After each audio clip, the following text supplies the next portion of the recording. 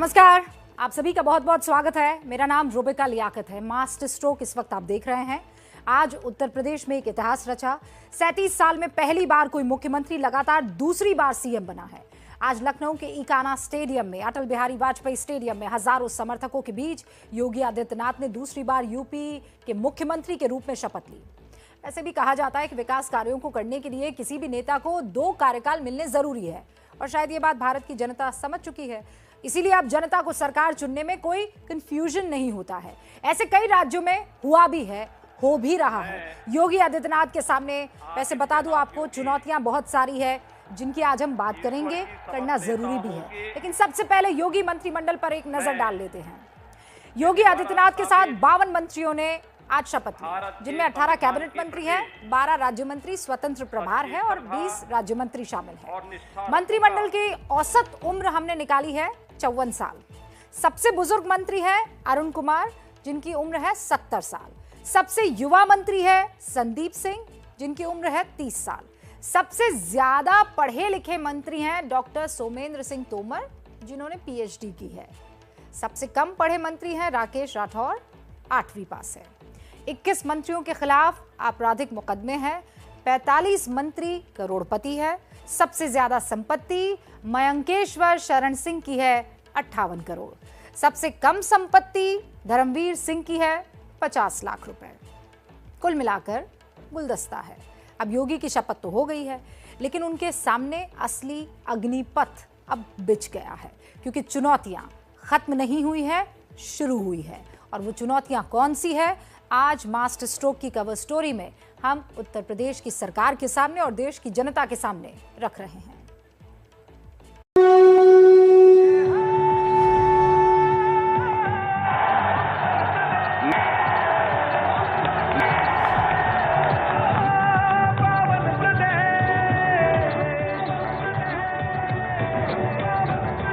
योगी की महाशपथ में प्रधानमंत्री नरेंद्र मोदी की ये एंट्री इसलिए खास थी क्योंकि इसमें 2024 के लिए कई संदेश छिपे हैं, और उनमें से एक संदेश कॉन्फिडेंस का भी है,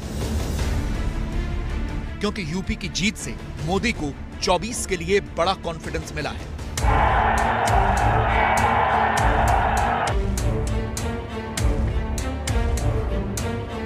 मंच सजा था।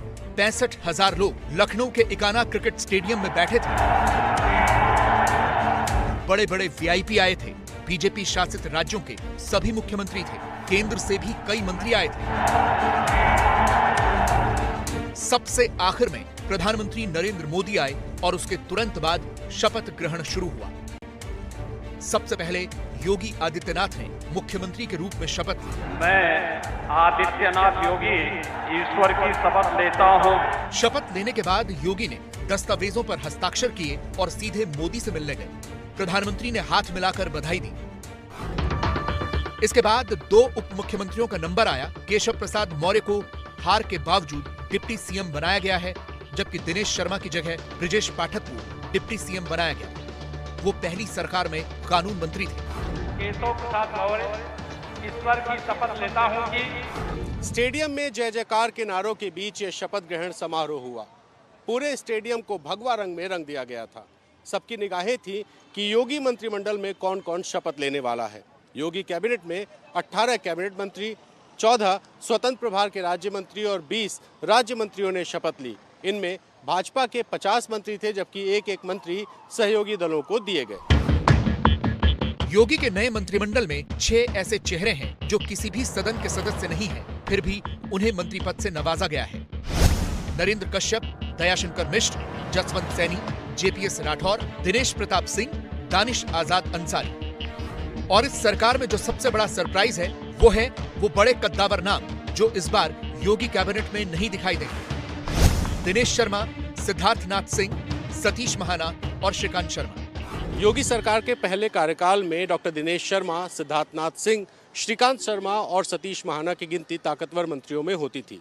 इनके पास अहम विभाग भी थे, लेकिन इस बार इन चारों मंत्रियों का पत्ता काट दिया गया। माना जा रहा है कि 2024 की तैयारियों को देखते हुए बीजेपी डॉक्टर दिनेश शर्मा, सिद्धार्थनाथ सिंह, श्रीकांत शर्मा को संगठन में भेज सकती है, जबकि सतीश महाना को भी कहीं ना कहीं एडजस्ट किया जाएगा। 31 नए मंत्री बनाए गए हैं, जबकि 22 पुराने मंत्रियों को फिर से मंत्री बनाया गया है। अब जरा ये समझ लीजिए कि किस क्षेत्र से कितने मंत्री बनाए गए। सबसे ज्यादा पश्चिमी यूपी से 23 मंत्री बनाए गए हैं, पूर्वांचल से 14, अवध से 12, बुंदेलखंड से 4 मंत्री बनाए गए। जातीय समीकरणों की बात करें तो इनका भी ख्याल रखा गया है। योगी के मंत्रिमंडल में सबसे ज्यादा 22 सवर्ण मंत्री हैं, ओबीसी समाज से 20 मंत्री हैं, एससी समुदाय से 8 नेता मंत्री बनाए गए हैं। इसके अलावा एक मुस्लिम, एक सिख और एक मंत्री एसटी समुदाय से है। मैं ब्रजेश पाठक ईश्वर की शपथ लेता हूँ। ब्रजेश पाठक ने उत्तर प्रदेश के दूसरे डिप्टी सीएम के तौर पर शपथ लेकर चौंकाया है। इस बार वो लखनऊ कैंट विधानसभा से विधायक बने हैं। खास बात यह है कि ब्रजेश पाठक के समर्थकों को लगता है कि ये कोरोना काल में उनके द्वारा किए गए कामों का फल है। अथवा मुझे ज्ञात होगा। ब्रजेश पाठक जी हम लोगों के दिल में बसते हैं, हर तरह की मदद करते हैं। 5 साल अगर किसी मंत्री जी के यहाँ भीड़ रही, जनता की सुनवाई हुई, कार्यकर्ता की सुनवाई हुई, वो आदरणीय हमारे ब्रजेश पाठक जी थे। इनका व्यक्तित्व बहुत ही सराहनीय रहा है। कोरोना जैसे कार्यकाल में पथ पत्नी ने एक एक गरीबों के लिए खाना से लेके हर सुविधा। मैं बेबी रानी मौर्य ईश्वर की शपथ लेती हूँ। योगी के मंत्रिमंडल में बेबी रानी मौर्य को कैबिनेट मंत्री बनाया गया है। वो उत्तराखंड की राज्यपाल रह चुकी हैं और इस बार उन्होंने आगरा ग्रामीण सीट से चुनाव लड़ा और जीत गई। वो जाटव समाज से आती हैं। कहा जा रहा है कि बीजेपी बेबी रानी मौर्य को मायावती का विकल्प बना रही है। मैं अपने कर्तव्यों के प्राथमिकता क्या रहेगी? प्राथमिकताएं जो प्रधानमंत्री की योजनाएं, जो योगी जी की योजनाएं, उन्हें और सख्ती से जमीन पर उतारा जाएगा, जिससे गरीबों को, दलितों को, महिलाओं को, किसानों को, सबको न्याय। मैं असीम अरुण ईश्वर की शपथ लेता हूं कि असीम अरुण ने पहले चुनाव में लड़कर चौंकाया और अब मंत्री बन गए। असीम अरुण को स्वतंत्र प्रभार राज्य मंत्री का दर्जा दिया गया है। मैं भारत की प्रभुता और अखंडता अक्षुण्ण रखूंगा। वो कन्नौज विधानसभा सीट से पहली बार विधायक बने हैं। वो कानपुर के पुलिस कमिश्नर थे, लेकिन राजनीति में आने के लिए नौकरी छोड़ी और अब मंत्री बन गए हैं। राजनीति में नहीं, मैं लोक सेवा में हूँ और दोनों का अंतर समझा देता हूँ। राजनीति का प्रारंभिक मतलब केवल है कि चुनाव लड़ना और जीतना, और लोक सेवा का मतलब है कि लोक कल्याण के लिए, पब्लिक पॉलिसी, लोक नीति के लिए जितने भी काम हो सकते हैं ये सब कुछ करूंगा। बीजेपी को उम्मीद है कि ये ड्रीम टीम 2024 में उसके लिए यूपी का मार्ग प्रशस्त करेगी। अभी से दावा हो रहा है कि 2024 में यूपी से 75 सीट जीतेंगे। 22 की यह दूसरी पारी जो हमारी है, लोक कल्याण संकल्प पत्र जो हमारा है, वह हमारा रोड मैप है। उसके आधार पर हम उत्तर प्रदेश की जनता की सेवा करेंगे। 2024 में 75+ के संकल्प के साथ हम आगे बढ़ेंगे।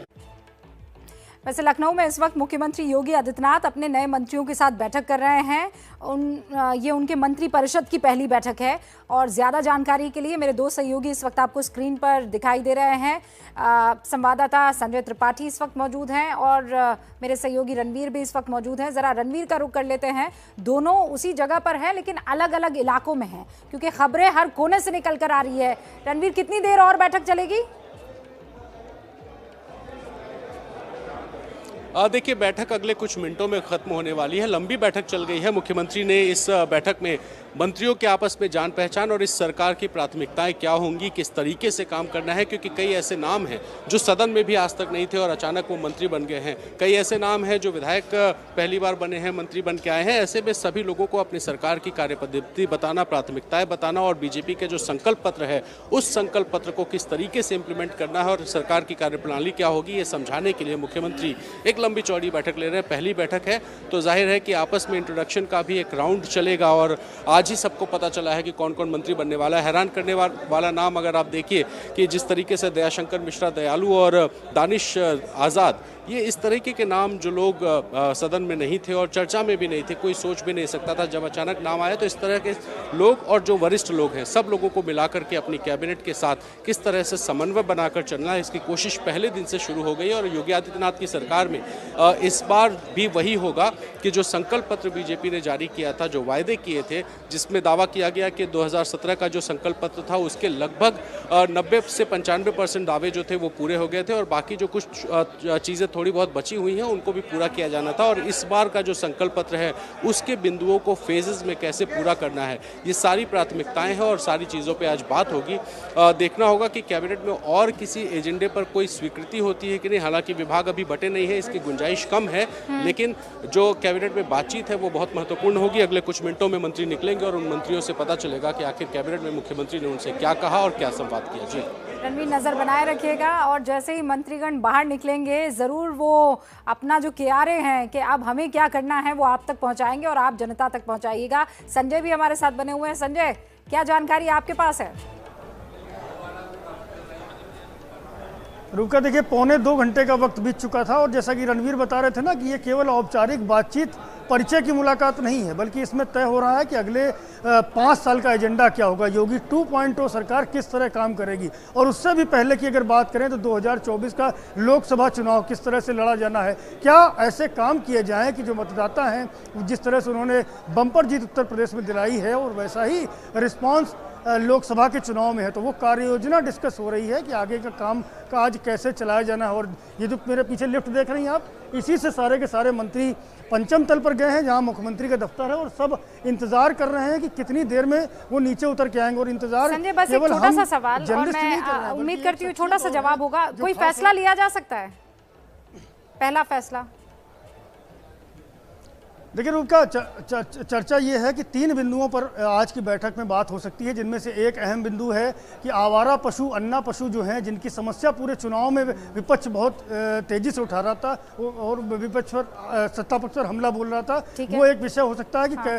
जो कैटल सफारी बनाने का जो प्लान है वो क्या हो सकता है, उस पर कैसे काम किया सकता है। दूसरा गन्ना मूल्य का भुगतान एक बड़ा विषय है और तीसरा बेरोजगारी जो पूरे के पूरे चुनाव में छाया रहा। तो कई सरकारी महकमे ऐसे हैं जिनमें बिंदु आप बता रहे हैं संजय, हम थोड़ा सा इंतजार कर लेते हैं, तब तक बैठक खत्म हो जाएगी। आप दोनों वहां पर लगातार बने हुए हैं और हमें पता है कि एबीपी न्यूज के दर्शकों को सबसे तेज खबर मिलेगी कि वहां अंदर हुआ क्या है। योगी आदित्यनाथ लगातार दूसरी बार यूपी के सीएम बन गए हैं। देश की सियासत में पिछले कुछ वक्त यही ट्रेंड देखने को मिल रहा है। ट्रेंड क्या? ट्रेंड ये है कि किसी एक पार्टी को लगातार सत्ता की कुर्सी पर बिठाए रखने का। ध्यान देने वाली बात क्या है, ये कि ट्रेंड तेजी से बढ़ रहा है। सवाल ये है कि आखिर ऐसा बदलाव आया क्यों, लोगों ने एकाएक इस ट्रेंड को अपनाया क्यों, और क्यों ये राज्य दर राज्य बढ़ता चला जा रहा है। जब भी चुनाव नतीजे पहले आते थे तब इसमें लोगों का कंफ्यूजन साफ तौर पर दिखता था, कभी त्रिशंकु, कभी सरकार बदल देने का। लेकिन उत्तर प्रदेश, उत्तराखंड और दूसरे राज्यों के चुनाव नतीजे ये बता रहे हैं कि लोगों ने अपने इस कंफ्यूजन को अब दूर कर लिया है। ऐसा क्यों हुआ है, हमने ये ढूंढने की, समझने की कोशिश की है। इस रिपोर्ट को आप भी देखिए।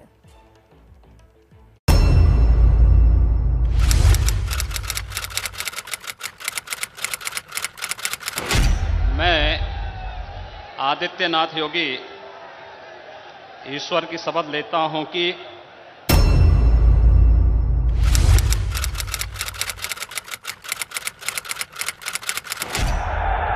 मैं आदित्यनाथ योगी ईश्वर की शपथ लेता हूं कि 37 साल बाद उत्तर प्रदेश की सियासत में ऐसा मौका आया है जब किसी मुख्यमंत्री को राज्य की जनता ने दूसरी बार सत्ता सौंपी है। ये 2 तस्वीरें उत्तर प्रदेश के इतिहास के लिए बेहद खास हैं। 5 साल पहले किसी ने सोचा भी नहीं था कि बम्पर जीत के बाद यूपी की कमान एक महंत को दी जाएगी जो सीएम बनने की रेस में भी नहीं था। और अब 5 साल बाद जब यूपी में बीजेपी को दोबारा जीत मिली तो सबको पता था कि इस बार सीएम पद की रेस में कोई नहीं है, बाबा बुलडोजर के आगे कोई चुनौती नहीं है। जो राम को लाए हम उनको लाएंगे यूपी में फिर से, अब यूपी में फिर से बुलडोजर बाबा छाएंगे, यूपी में फिर से अब बुलडोजर बाबा छाएंगे। योगी आदित्यनाथ को लगातार 2 टर्म मिलना ये बताता है कि उनके 5 साल के कार्यकाल पर जनता ने मुहर लगाई है। इस बार जनता कंफ्यूज नहीं है, वो जानती है कि मुकम्मल नतीजा चाहिए तो कम से कम 2 टर्म एक नेता को देना ही होगा। दरअसल पहले टर्म ने जनता की उम्मीदों को और ज्यादा बढ़ा दिया है। लोगों को ये लगने लगा है कि सीएम योगी के दूसरे कार्यकाल में उन्हें उम्मीद से ज्यादा मिलने वाला है। सबसे पहले ये समझना होगा कि जनता को लगातार 2 टर्म्स का मौका किसी भी सरकार को देने का मतलब क्या है। देखिए, सबसे पहले तो जनता ने ये देखा कि मिलीजुली जब सरकारें बनती थी तो ब्लेम गेम बहुत होता था। उन्होंने ये नहीं करने दिया, उन्होंने ये नहीं करने दिया, हम चाहते थे ये करना, हम चाहते थे ऐसा करना, हम चाहते थे वैसा करना। जनता ने ये देखने के बाद तय किया कि वो क्लियर कट मैंडेट देगी। तो पिछले 15-20 सालों से आप देखिए तो बिल्कुल स्पष्ट जनादेश जनता दे रही है। दूसरा टर्म देने का सीधा सा मतलब ये है कि जो मोदी जी बार बार कहते थे कि डबल इंजन की सरकार है, तो जनता ये समझ गई कि डबल इंजन की सरकार अगर रहेगी तो उसकी स्पीड ज़्यादा रहेगी, सुरक्षा ज़्यादा रहेगी और कमिटमेंट पूरा करने में कोई कोताही नहीं होगी और दोनों मिलजुल के जनता के प्रति किए गए कमिटमेंट को पूरा करेंगे। पिछले कुछ वक्त से देश की नई राज्यों की सियासत में भी बदलाव हुआ है। मोदी सरकार से पहले केंद्र में यूपीए की सरकार को भी जनता 2 बार मौका दे चुकी है। राज्यों की बात करें तो कई प्रदेशों में दूसरा टर्म मिला है, जबकि कुछ राज्यों में तो कई साल से एक ही सरकार चल रही है। दिल्ली, उत्तराखंड, हरियाणा, असम और मणिपुर ताजा उदाहरण हैं दूसरे टर्म में सरकार बनाने के। वहीं पश्चिम बंगाल, गुजरात, बिहार और उड़ीसा जैसे राज्यों में तो लगातार एक ही पार्टी की सरकार कई टर्म पूरा कर चुकी है। सवाल यह है कि आखिर ऐसा क्यों हो रहा है? क्या ये माना जा सकता है कि 2 टर्म या उससे ज्यादा बार किसी एक ही पार्टी को सरकार बनाने का मौका देकर जनता किसी तरह का खास संदेश देना चाहती है? परियोजनाएं पूरी नहीं होती तो हमारे जो बड़े नेता थे जिन्होंने 5 साल का टर्म डिसाइड किया था, वो निश्चित तौर से इस टर्म को घटा या बढ़ा सकते थे, उनके पास ये स्वतंत्रता थी। हाँ, यह जरूर है कि जब आप दूसरा टर्म पाते हैं तो उसमें कई फैक्टर काम करते हैं। आपने परफॉर्म कैसा किया? मुझे लगता है सबसे बड़ा कारण लगातार 2 टर्म देने का केंद्र और राज्य में डबल इंजन की सरकार के होने का है। अगर डबल इंजन की सरकार नहीं होती तो शायद इस तरह के सेकंड टर्म की पुनरावृत्ति आसानी से नहीं होती। योगी सरकार में नए बने मंत्री भी ये बात बखूबी समझते हैं। वो जानते हैं कि पिछली सरकार के कामों की बदौलत ही दूसरी बार मौका मिला है, इसीलिए अगर आगे भी जनता का मन जीतना है तो काम करना ही होगा। सुशासन, सुरक्षा और विकास, ये 4 जो है वो प्राथमिकताएं हैं। लोक कल्याण संकल्प पत्र को हम लोग लागू करेंगे। गरीबों को, दलितों को, महिलाओं को, किसानों को, सबको न्याय। हमको अपने क्षेत्र में एक कन्या महाविद्यालय खोलना है। पहले हमारा प्राथमिकता है कि हमारे बलिया में वहाँ की पानी को निकासी कराऊंगा, नालियों का निर्माण करूंगा। जो कुछ भी आवश्यकता होगी उसे उसके अनुरूप कार्य किया जाएगा और प्रदेश को एक उत्तम प्रदेश बनाएगा। पिछले 5 साल में हमने जो किया उससे बेहतर करेंगे। जाहिर है योगी सरकार के लिए सबसे बड़ी चुनौती तो पिछली सरकार की छवि को और ज़्यादा बेहतर करने की होगी। साथ ही सीएम योगी के लिए ये दूसरा कार्यकाल दोगुनी चुनौतियों से भरा रहने वाला है, क्योंकि एक तरफ जनता की उम्मीदों पर खरा उतरने का दबाव है तो दूसरी तरफ विपक्ष के तिकड़मों से भी निपटने का दबाव रहेगा। देखिए, एक बड़ी चुनौती छुट्टा जानवर है। दूसरा, जिस तरह लड़के रोजगार मांग रहे हैं राज्य सरकार से और रोजगार उत्पन्न करने के साथ साथ परीक्षाओं में पारदर्शिता लाना, यह एक बड़ी चुनौती है। योगी जी बार बार कहते हैं कि उत्तर प्रदेश को 1 ट्रिलियन इकोनॉमी बनाना चाहते हैं, तो 1 ट्रिलियन इकोनॉमी कैसे बनाएंगे, क्या करेंगे, ये इनके लिए भी एक बड़ी चुनौती है। सीएम योगी की चुनौती इसीलिए भी बड़ी है क्योंकि पिछली बार के मुकाबले उन्हें कम सीटों पर जीत मिली, यानी एंटी इनकम्बेंसी के फैक्टर ने काम तो किया लेकिन ये ज्यादा मजबूत नहीं था। पर अगले 5 साल विपक्ष इसे बढ़ाने का कोई भी मौका जाने नहीं देगा, यानी कुल मिलाकर योगी सरकार के लिए दूसरे टर्म की राह आसान नहीं रहने वाली है। एक खास मेहमान हमारे साथ जुड़ चुके हैं। संजय निषाद की पत्नी है मालती निषाद, वो मेरे सहयोगी संजय त्रिपाठी के साथ मौजूद है। उनका रुख करते हैं। संजय। रूबिका, मैं कह रहा हूँ ना कि जैसे पत्रकार इंतजार कर रहे हैं कि मंत्री ऊपर से नीचे आए तो हम उनकी बाइट लें, उनसे कई सारे सवाल पूछें, उनके जो आगे की प्राथमिकताएं हैं, क्या इंटरेस्ट है वगैरह वगैरह, इस तरह बातें करें। उसी तरह खास शख्सियत मेरे साथ मौजूद है मालती निषाद, जो इस वक्त बैठी हुई हैं, डॉक्टर संजय निषाद की पत्नी है और ये भी पिछले लगभग 2 घंटे से इंतजार कर रही हैं। 2 घंटे हो गए मुझे लगता है। जी 2 घंटे हो गए। क्या कह के गए थे आपको यहाँ बिठा के? एक्चुअल में हम लोग वहाँ शपथ ग्रहण में गए थे। तो वहाँ से सीधे आवास पन्ने जाके सीधे हम लोग चले आए यहाँ। तो आज पहली बार हम लोग यहाँ आए हैं, तो वहाँ लोग रोक दिए, कहे कि नहीं आप, तो इन्होंने कहा कि आप यहीं बैठिए, वेट करिए, अभी हम आ रहे हैं। तो लगभग 2 घंटे हो गए हैं। ये तो 2 घंटे का इंतजार अलग विषय है, लेकिन आज कैबिनेट मंत्री बन गए डॉक्टर साहब। जी जी, कैबिनेट मंत्री बन गए, बहुत खुशी की बात है। इन्होंने शायद बहुत कड़ी मेहनत किए हैं और अभी भी करते हैं, तो मेहनत का परिणाम तो मिलना ही मिलना है। परिणाम मिल गया। जी जी। एक पति आपके कैबिनेट मंत्री हो गए, एक बेटा हो गया सांसद, एक बेटा हो गया विधायक। मुझे लगता है पूर्वांचल का सबसे बड़ा जो है राजनीतिक परिवार तो आपका हो गया। नहीं नहीं, बिल्कुल नहीं। आज कहीं से आप पता कर लीजिए कि कहीं भी कोई काम, चाहे धरना हो, चाहे प्रदर्शन हो, चाहे कुछ भी होता है, मेरा पूरा परिवार, पूरे परिवार को लेकर साथ चलते हैं। अच्छा, तो आप नेतृत्व करती हैं धरने का? नेतृत्व नहीं करती हैं, लेकिन साथ में जरूर चलती हैं। जी। आप भी आएंगी राजनीति में? कभी लगता है ऐसा मौका मिला तो आगे बढ़ेंगे? अब देखिए, तो समय की बात है, तो समय बताता है। अच्छा, क्या लगता है आगे क्या होना चाहिए एक महिला के तौर पर? हमें बताइए कि अपने पतिदेव से इनकी क्या उम्मीदें हैं, क्या करेंगे? जब मंत्री पद की शपथ तो उन्होंने ले ली है, लेकिन इनकी एक महिला के नाते, एक पत्नी के नाते उनसे सबसे पहली उम्मीद क्या है? हाँ, पति से देखिए, रूबका लियाकत सवाल पूछ रही हैं आपसे कि आपके पति मंत्री हो गए डॉक्टर संजय निषाद, क्या उम्मीदें कर रही हैं? और एक महिला के नाते बताइए कि क्या उम्मीद करती हैं कि वो किस दिशा में कैसे काम करेंगे? उम्मीद तो ये है कि ये आज उस लायक बने हैं, असहाय समाज को लेकर ही इन्होंने सारा व्यवसाय छोड़ा और घर द्वार भी छोड़ दिए हैं।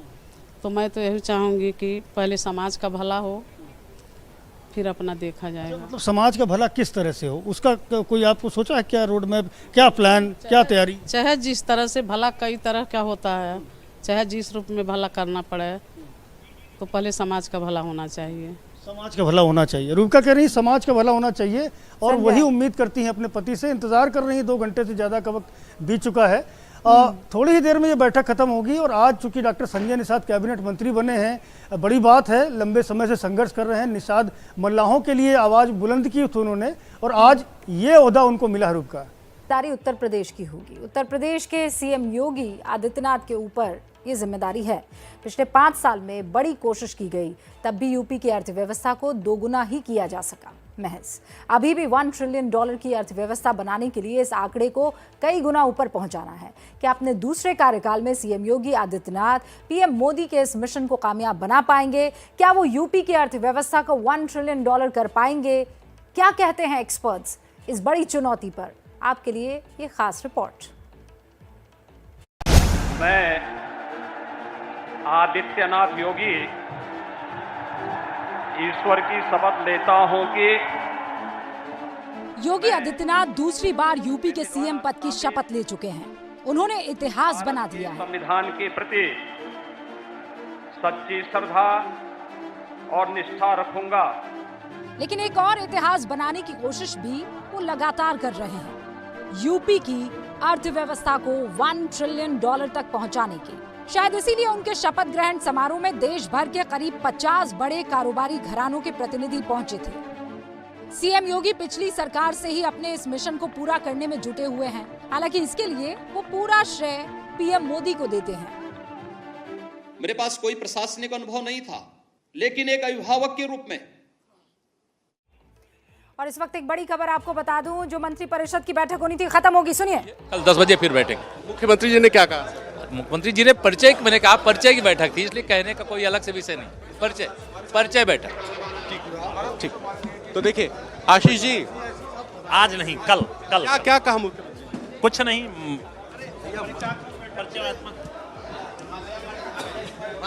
उप मुख्यमंत्री क्या था? आज सबका परिचय हुआ है और सबका मतलब एक दूसरे से मिलना मिलाना हुआ है। मुख्यमंत्री जी ने कुछ खास कहा? विशेष रूप से ही सबका परिचयात्मक बैठक थी। सिर्फ परिचय ही? हाँ, परिचयात्मक। खास संदेश कुछ है? अभी तो परिचयात्मक बैठक थी, आगे जो तय होगा आपको बताएंगे।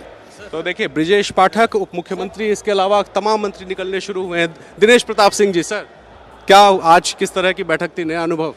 बिल्कुल निश्चित तौर से माननीय मुख्यमंत्री जी ने हमको कैसे कैसे सार्वजनिक जीवन, राजनीतिक जीवन, सरकारी जीवन में हम लोग कैसे आचरण व्यवहार करना है, इसका अच्छे ढंग से हम लोगों का मार्गदर्शन किया। हम लोग माननीय मुख्यमंत्री जी ने जैसी अपेक्षा की उसके हिसाब से सरकार में अपना योगदान देते रहेंगे। कुछ और मंत्री, देखिए बेबी रानी मौर्य निकल रही हैं, बाकी भी तमाम मंत्री इस वक्त निकल रहे हैं। मैम, आज परिचयात्मक बैठक थी, नंदी जी आ रहे हैं, नंदी जी से बात करते हैं। सर, बधाई आपको। क्या आज बैठक में मुख्यमंत्री जी ने कहा? क्या आप ऐसी बात करते हैं? परिचय हो गया सब लोग? हाँ, परिचय। देखिए सूर्य प्रताप शाही जी, तमाम सारे बाकी मंत्री निकलते हुए यहाँ से कुछ और मंत्रियों से हम बात करेंगे, जानेंगे कि आखिर परिचय में मुख्यमंत्री ने कुछ खास संदेश दिया अगर, तो इन लोगों से जानने की कोशिश करेंगे। इस वक्त आप देख सकते हैं कि कुछ और मंत्री, AK शर्मा रिटायर्ड IAS अधिकारी रहे और वो इस वक्त कैबिनेट मंत्री बने हुए हैं, वो बैठक से निकले हैं। AK शर्मा साहब से बात करेंगे। सर, बधाई आपको। धन्यवाद। क्या आज परिचय की बैठक में क्या खास? देखिए कुछ और मंत्री, रविंद्र जायसवाल जी। रविंद्र जी, क्या हुआ आज? एक परिचय का बैठक होता हुआ पर सिर्फ परिचय पे? हाँ। आज राज्य मंत्री आप हुई हैं, क्या कहेंगी, पहला प्रतिक्रिया क्या है? बहुत अच्छा अनुभव हो रहा है और हम लोगों को अच्छे कार्य करने का अवसर मिलेगा, तो इसलिए हम लोग पूरी जिम्मेदारी से कार्य का निर्वहन करेंगे। क्या रहेगी कार्य योजना आगे की, मतलब अगले 5 साल में किस तरह से काम? अब बस जो जो योजनाएं आती जाएंगी उसको कार्य रूप में करते चले जाएंगे, कुछ नया लेकर आएंगे काम करने का। लेकर आएंगे। प्रतिभा शुक्ला हैं, राज्य मंत्री आज बनी है, आज घोषणा हुई है, शपथ ग्रहण की है और एक के बाद एक जो मंत्री हैं वो इस वक्त बाहर निकल के आ रहे हैं। सुरेश खन्ना को मैं देख पा रहा हूँ, सुरेश खन्ना इस वक्त निकल कर के आ रहे हैं और आज शपथ लेकर के आए हैं। खन्ना साहब, क्या कहेंगे? 2 घंटे की लगभग चर्चा हुई, क्या बातचीत हुई? हम तो आप लोगों की चिंता कर रहे हैं कि आप लोगों के लिए सुशासन हो और विकास का पहिया बहुत तेजी से घूमे। सारी चर्चा जो है इसी के इर्द गिर्द है, सारी चर्चा। आज की बैठक में माननीय मुख्यमंत्री योगी आदित्यनाथ जी ने हम सभी मंत्रियों का परिचय लिया तथा आगामी हमें सरकार में क्या करने हैं, आम जनता के लिए, उत्तर प्रदेश के तमाम युवाओं के लिए, नौजवानों के लिए, किसानों के लिए क्या क्या योजनाएं हैं, किस तरह हमें दिन रात मेहनत करके इस उत्तर प्रदेश को और उत्तम प्रदेश बनाना है, इस विषय पर चर्चा हुई। दानिश भाई, आप कल तक आपने सोचा था कि आप मंत्री बन जाएंगे? देखिए, वाकई मैंने नहीं सोचा था और यही भारतीय जनता पार्टी की खूबसूरती है कि भारतीय जनता पार्टी में मेरे जैसा एक साधारण परिवार से आने वाला नौजवान भी इतनी बड़ी पोस्ट पे जा सकता है। ये वाकई भारतीय जनता पार्टी में ही पॉसिबल है। बहुत शुक्रिया दानिश भाई, बधाई आपको, शुभकामनाएं। संदीप सिंह जी, संदीप भाई, क्या हुआ आज बैठक? आज एक इंट्रोडक्टरी बैठक माननीय मुख्यमंत्री जी ने बुलाई थी और सभी लोगों का यहाँ पे परिचयात्मक बैठक की गई है और अभी कोई ऐसा विशेष निर्णय नहीं लिया गया है। कल सुबह 10 बजे एक बार फिर से बुलाया गया है, उस बैठक में माननीय मुख्यमंत्री जी को ये विशेष निर्णय लेंगे, उसके बाद जानकारी प्राप्त। दयाशंकर सिंह जी मेरे साथ है। सर, क्या बातचीत हुई? आज सभी मंत्रिपरिषद के सभी लोग एक दूसरे से परिचय हुआ, बहुत सारे लोगों का आपस में परिचय था, कुछ लोग ऐसे थे जिनके परिचय नहीं था, तो सभी के पूरे अब तक के उनके राजनीतिक जीवन में या अपने व्यक्तिगत जीवन में सबके बारे में एक पूरा विवरण, एक परिचय हुआ और हम लोग। मुख्यमंत्री जी ने कुछ खास कहा नहीं, एक हम सब के लिए एक उन्होंने एक गाइडलाइन दिया है और उस गाइडलाइन पर हम लोग। क्या है सर गाइडलाइन, थोड़ा सा बता दें। अब गाइडलाइन सब चीज़ तो बता नहीं सकते हम, फिर भी मतलब सब चीज़ जो संकल्प पत्र को नहीं, वो उसके लिए कल फिर बुलाया गया है। कल 10 बजे फिर से सभी मंत्रिपरिषद के लोग वहाँ मौजूद रहेंगे।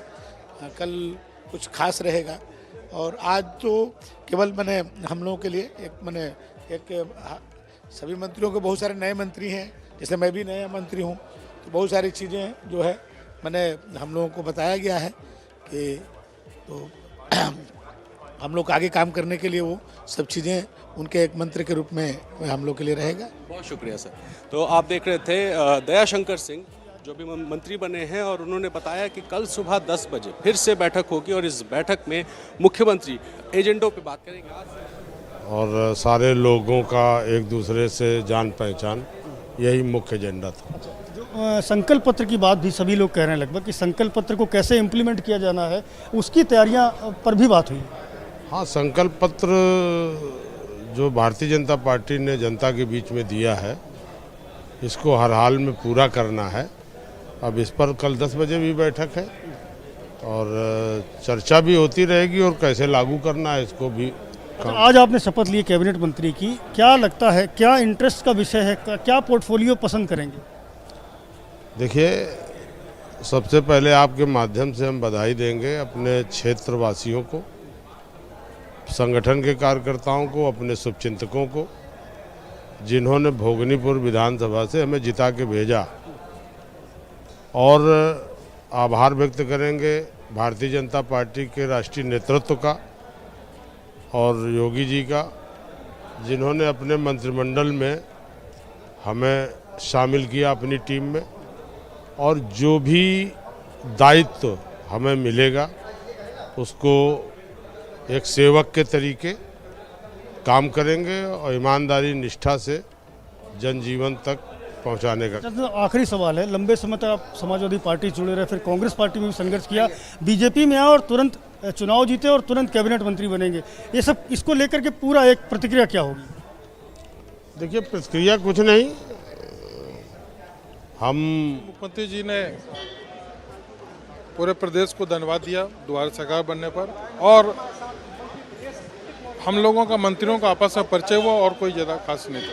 मुख्यमंत्री जी ने कोई संदेश यही दिया कि हम लोगों से प्रदेश में अच्छे से काम करना है।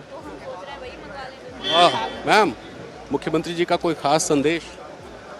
मुख्यमंत्री जी ने पूरे प्रदेशवासियों को धन्यवाद दिया है, और आज ये जो बैठक थी, हम लोगों की परिचयात्मक बैठक थी, उसमें सब लोगों ने एक दूसरे से मिले और परिचय एक दूसरे का हुआ। कुछ और मंत्रियों से बात करते हैं। मंत्री जी की बैठक है, कल क्या करते हैं अभी तो हम लोग नए हैं, लेकिन आज जो सीखने को मिला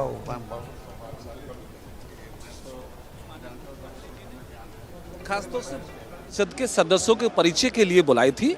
सबने एक दूसरे का परिचय लिया, एक दूसरे को जाना है, ताकि भविष्य में कहीं दूसरे के सहयोग की आवश्यकता पड़ते तो उसको पूरा किया जा सके। तो बेसिकली आज का मुख्य लक्ष्य परिचय का था, और वही अभियान आज पूरा। मयंकेश्वर सिंह जी हमारे साथ है। सर, आप भी बताइए, क्या कल बैठक होनी है, कल क्या खास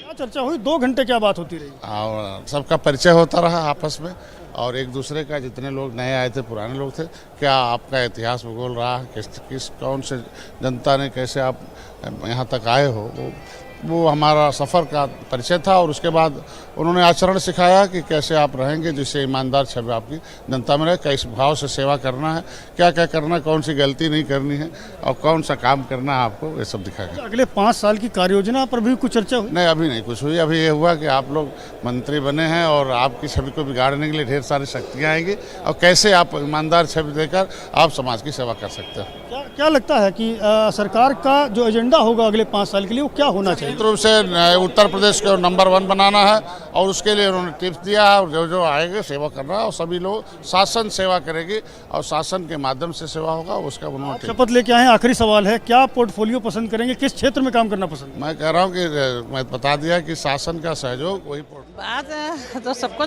साथ परिचय था, सारे लोगों का परिचय हुआ, सभी लोगों का, और हम अपने मुख्यमंत्री जी का सभी लोगों ने आभार व्यक्त किया। आज ही शपथ हुआ, आज ही बैठक हो गई, बहुत सरकार बिल्कुल एक भी दिन लूज नहीं करना चाहिए। नहीं, बैठक होनी चाहिए, प्रत्येक दिन काम होना चाहिए, हर क्षण का हम लोग सदुपयोग करेंगे, हर क्षण में काम करेंगे, एक भी दिन आराम नहीं करेंगे। कल सुबह फिर 10 बजे यहाँ आना है। सुबह 10 बजे बैठक। देखिए, सुबह 10 बजे प्रतिभा शुक्ला जी मंत्री बनाई गई हैं, और तमाम सारे यहाँ पर मंत्री हैं, विधायक हैं, जो बाहर निकल रहे हैं लगातार। इन लोगों से बात करने की कोशिश करते हैं, जानते हैं कि आखिर आज मुख्यमंत्री ने ऐसा क्या संदेश दिया, जिस संदेश को लेकर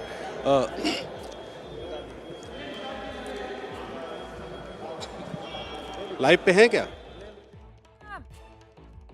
आपको?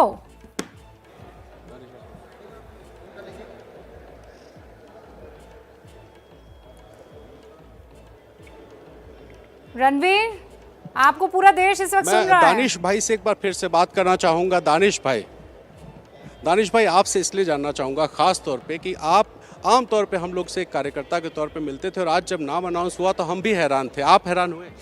जी, निश्चित तौर पे मुझे हैरानी हुई, और हैरानी के साथ साथ मुझे बहुत खुशी हुई, और तमाम उन आम कार्यकर्ताओं को भी खुशी हुई है आज मेरे मंत्री बनने से, जो कि भारतीय जनता पार्टी के साथ काम करके राष्ट्रवाद की नींव रखते हैं। कि भारतीय जनता पार्टी ही विश्व की इकलौती ऐसी पार्टी है जिसमें कोई भी साधारण एक सच बात बताइएगा मुझे, टिकट मांगा था क्या आप? नहीं, टिकट नहीं मांगा था मैंने, संगठन का काम कर रहा था। उम्मीद की थी टिकट मिलेगा आपको मंत्री? कोई उम्मीद नहीं। भारतीय जनता पार्टी का प्रत्येक कार्यकर्ता केवल राष्ट्र के निर्माण की उम्मीद के साथ काम। कब पता चला आप मंत्री बने?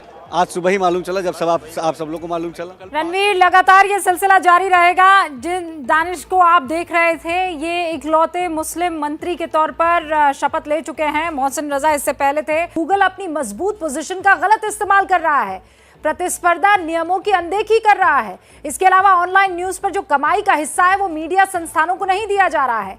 इंडियन न्यूज़पेपर सोसाइटी ने गूगल की शिकायत की है और अब सीसीआई के डायरेक्टर जनरल गूगल पर लगे इन आरोपों की जांच करेंगे।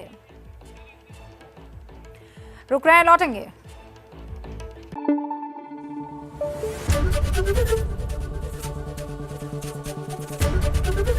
एबीपी न्यूज आपको रखे आगे।